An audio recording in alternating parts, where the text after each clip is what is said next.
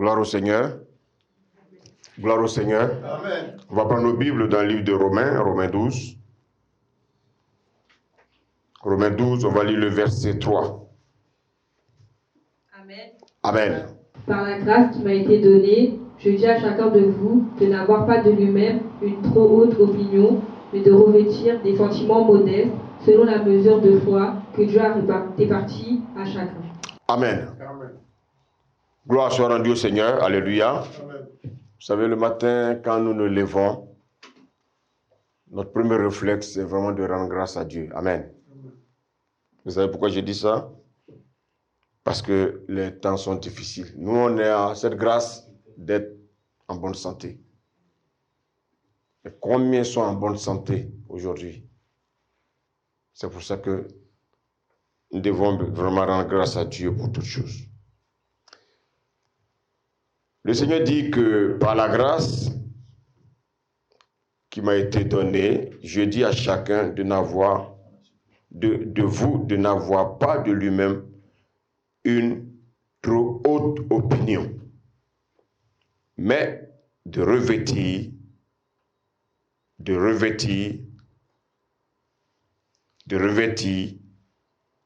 des sentiments modestes, selon la mesure de la foi que Dieu a départie à chacun. Amen. Amen. Vous savez, je voulais ce matin vous encourager et surtout vous rappeler que l'humilité est un grand sentiment. Vous savez, l'humilité est une grande qualité. Et dans cette société, beaucoup ne savent pas en fait ce que c'est que l'humilité.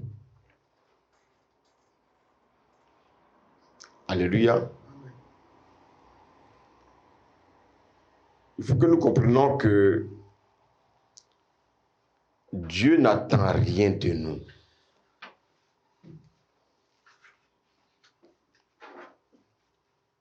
La Bible dit ici que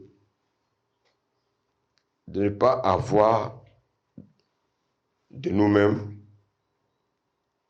une trop haute opinion. Waouh, qu'est-ce que cela veut dire? Une haute opinion. Vous savez, c'est un sentiment qui est vraiment négatif. C'est un sentiment qui est rongeur. Et malheureusement, on ne prend point garde et ça détruit la vie des chrétiens. Alléluia. Amen. Vous savez, quand on parle de la haute opinion, une trop haute opinion, c'est ce que la Bible, enfin, le monde encore appelle la prétention. Vous savez, en tant que chrétien, nous ne devons pas être prétentieux. Vous savez, quand dans une famille, tu crois être le plus intelligent, fais attention. Amen. Quand tu penses que dans la famille, c'est toi le plus beau, tu penses que dans la famille, c'est toi la plus belle fille, fais attention. Vous savez, quand un homme veut s'égarer de Dieu, quand un homme veut s'éloigner de Dieu, quand un homme veut abandonner la main de Dieu, ce sentiment-là rentre dans son cœur. Vous savez, souvent, tu as l'impression que tu as plus de capacités. Tu as des capacités élevées que les autres. Tu penses avoir une intelligence plus élevée que les autres.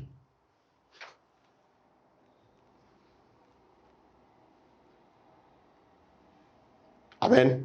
Amen. Quelqu'un qui est prétentieux, il se croit être au-dessus des autres. Est-ce qu'on peut fermer la fenêtre là? Alléluia. Amen. Alléluia. Amen. Et malheureusement, ce qu'on constate, ce sentiment a été transféré dans l'Église.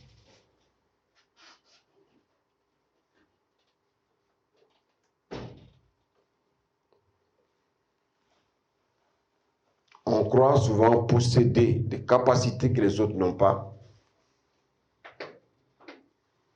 On croit être plus intelligent que les autres.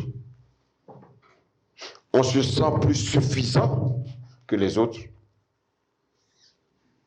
On pense qu'on est mieux que les autres. Et souvent, on veut imposer nos positions du monde dans l'Église.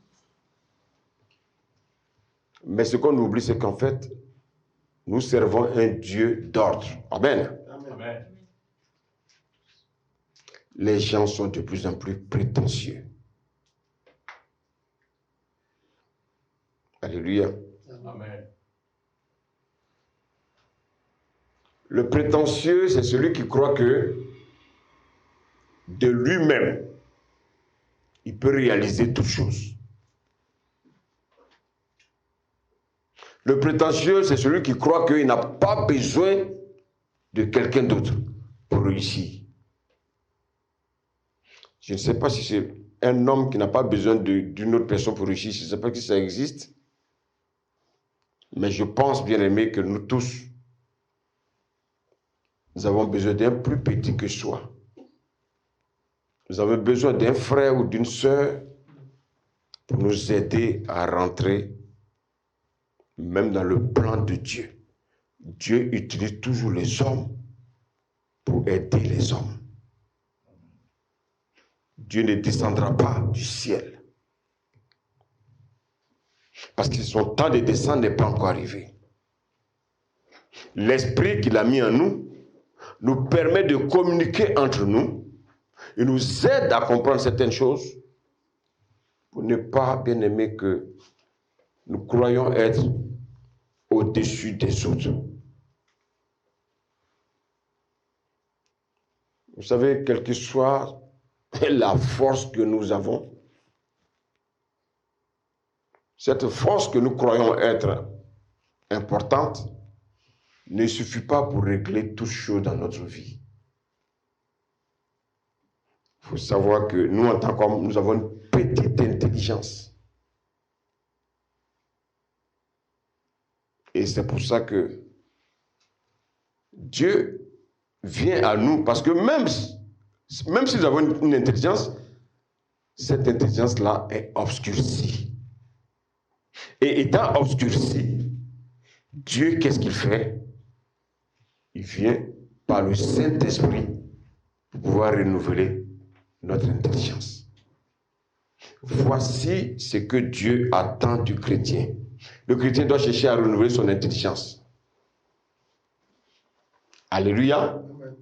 Alors, je voulais dire ce matin que quand quelqu'un a ce sentiment de prétention, quand quelqu'un est prétentieux, il court directement, bien aimé, vers la mort, précisément vers l'étang de feu. Parce que Dieu n'a pas besoin de prétentieux avec lui. Dieu a besoin des gens qui sont humbles. Alléluia. Amen. Regardez les gouvernants dans ce monde. Comment un gouvernant peut se dire plus puissant qu'un autre gouvernant? Parce que j'ai la bombe nucléaire, je me pense que je suis plus puissant qu'un pays africain où peut-être il y a la famine.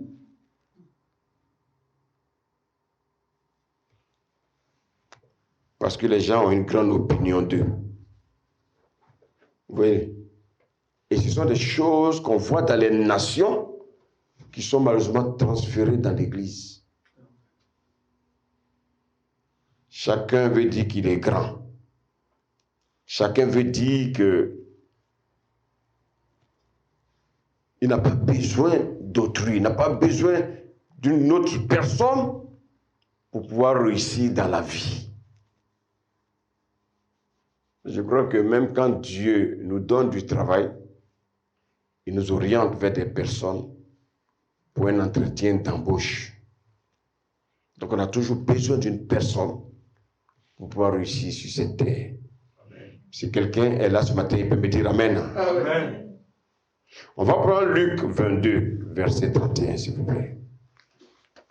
Luc 22, verset 31.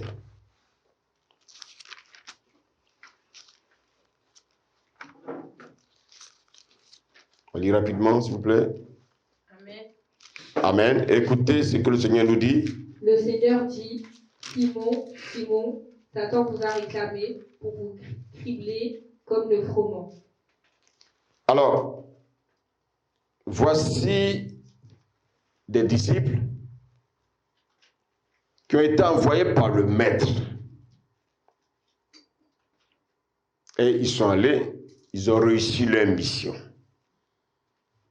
Et quand ils sont revenus, ils croyaient que c'est par leur propre force qu'ils ont réussi leur mission, qu'ils ont réussi à chasser les démons.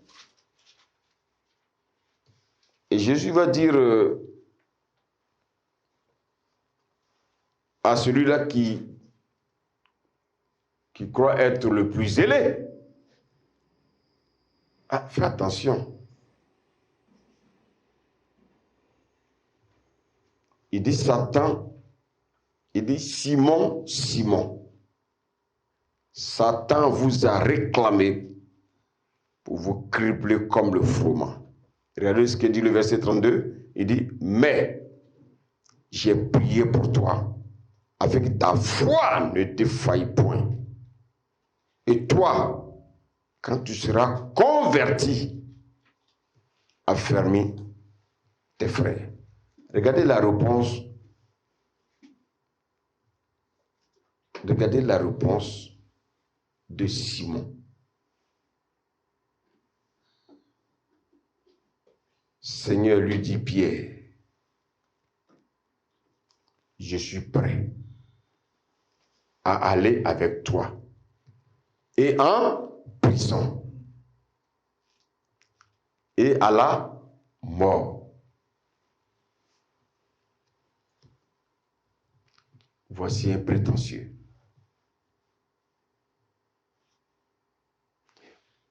Voici un prétentieux qui se permet de dire à Jésus, je suis prêt à te suivre jusqu'à la mort, même en prison. Je suis prêt à aller avec toi.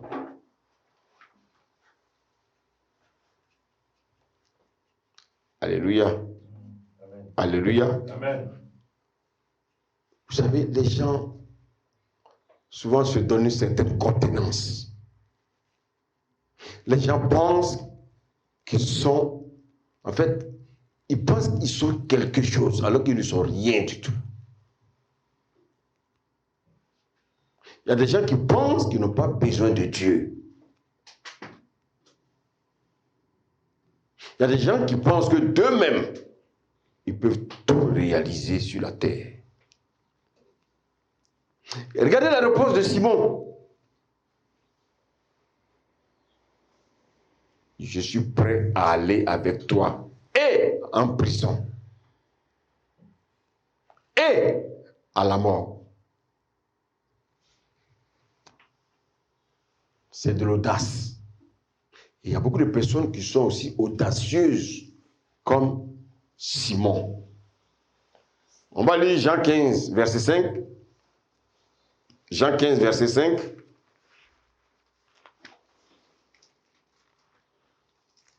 Amen. Amen. Je suis le cep, vous êtes les sarments. Oui. Celui qui demeure en moi et qui je demeure porte beaucoup de fruits, car sans moi, vous ne pouvez rien faire. Sans moi, vous ne pouvez rien faire. Toi qui m'écoutes, il faut que tu saches que sans Jésus, tu ne peux rien.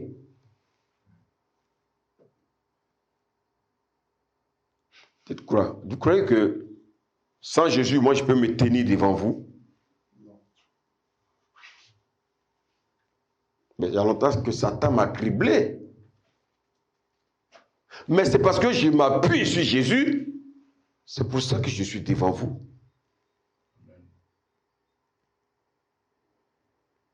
Alléluia. Amen. Regardez encore ce qu'il nous dit dans Jean 14, 12.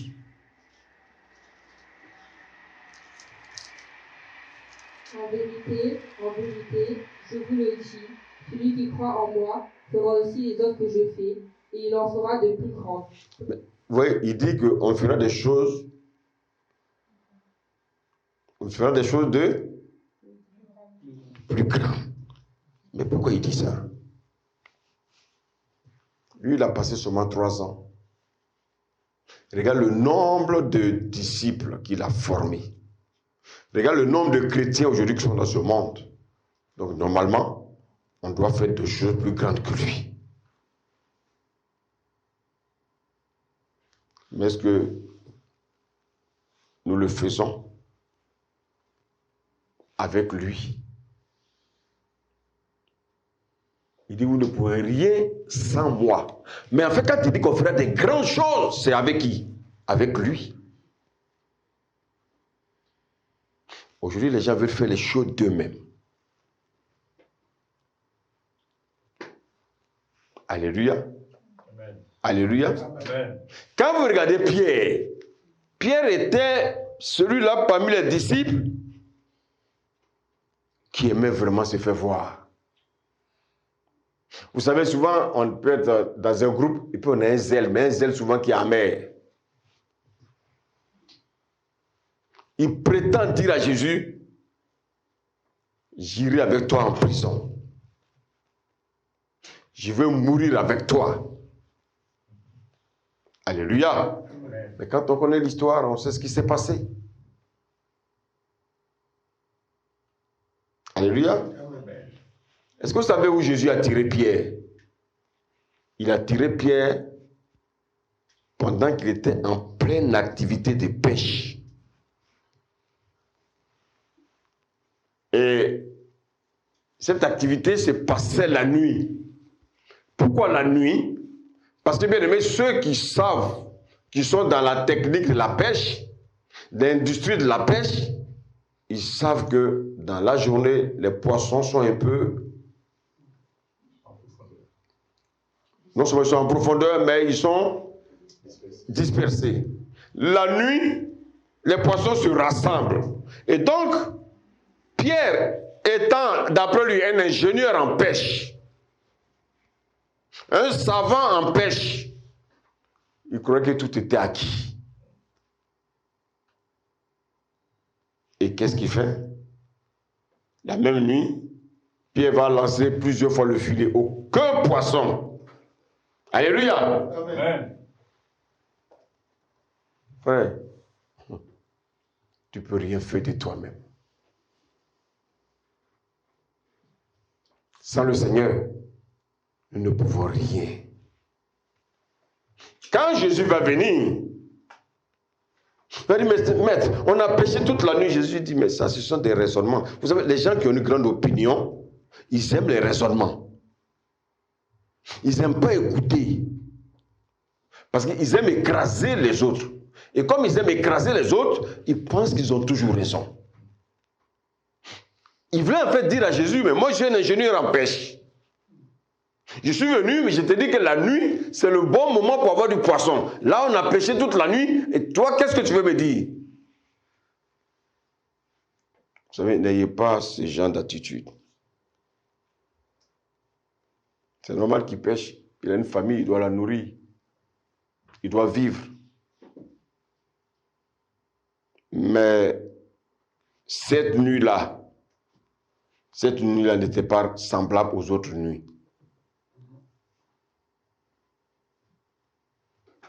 Toutes les nuits que tu traverses ne sont pas semblables aux autres nuits. Chaque nuit diffère. Alléluia. Amen. Mais quand il va échouer,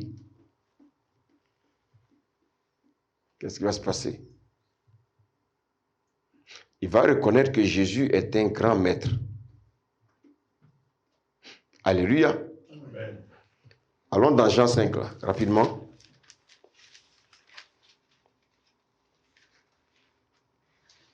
Jean 5, lisons le verset 8. Amen. Amen. Lève-toi, lui dit Jésus, prends ton brancard et marche. Non, pardon, Luc, pardon, excusez-moi, Luc. Luc 5.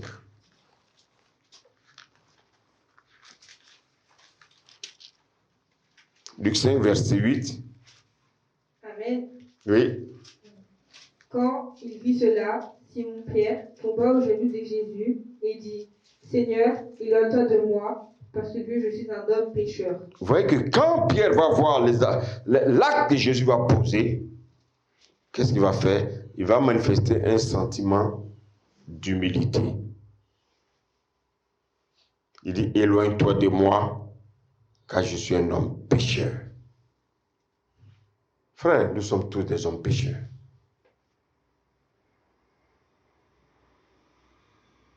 Mais le Seigneur, dans sa grâce, est venu prendre nos péchés à la croix. Et ce péché-là, aujourd'hui, nous permet d'avoir une nouvelle nature.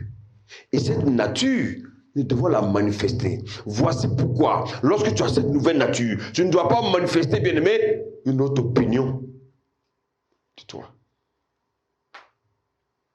Tu ne dois pas être prétentieux. La prétention, c'est un péché. Alléluia. Amen. Quand nous venons à Jésus, nous avons au départ un sentiment de sobriété et d'humilité. Quand nous venons à Jésus, comment nous aimons nos frères et sœurs. Quand nous venons à Jésus, vous savez, on avait un zèle. Et ce zèle-là, on avait envie d'évangéliser toute la terre. Mais est-ce qu'aujourd'hui, ce zèle-là est en nous? Est-ce qu'on a vraiment envie d'évangéliser, de gagner des âmes? Quand on vient en Jésus, cette humilité-là nous pousse, bien-aimés, à nous investir totalement dans l'œuvre de Dieu. On est prêt à passer du temps dans la présence de Dieu. Quel que soit le problème que nous traversons, nos yeux sont fixés sur Jésus. Est-ce que c'est le cas aujourd'hui, chers frères et sœurs?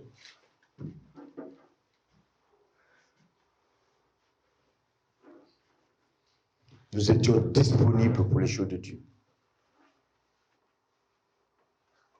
Dieu passait avant tout. Nous étions fréquents à l'église. Mais qu'est-ce qui s'est passé? Pourquoi il y a eu ce changement subitement? Qu'est-ce qui s'est passé dans notre marche? Plus les années passent, plus notre ferveur, notre engouement, notre amour pour le Seigneur diminue.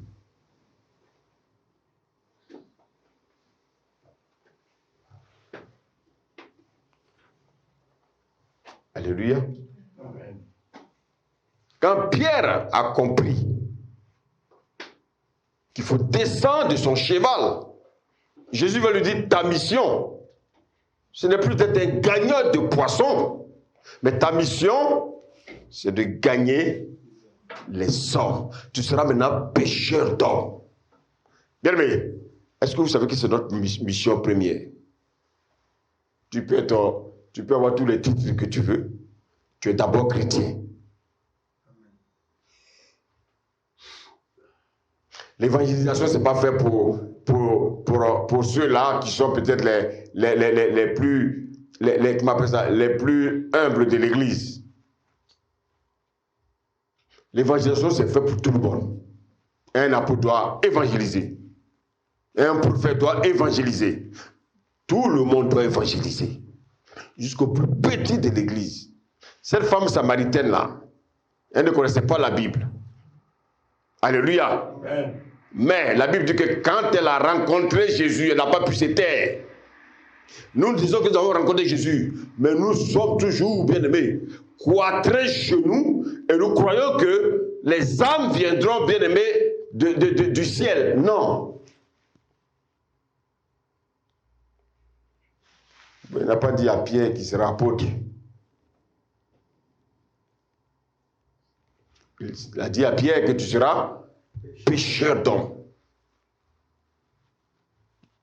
Jésus était déjà enseigné à Pierre ce que c'est que l'humilité. Parce que pour pouvoir pécher les hommes ne sont pas des poissons. Donc il y a une attitude pour pouvoir évangéliser. C'est l'humilité.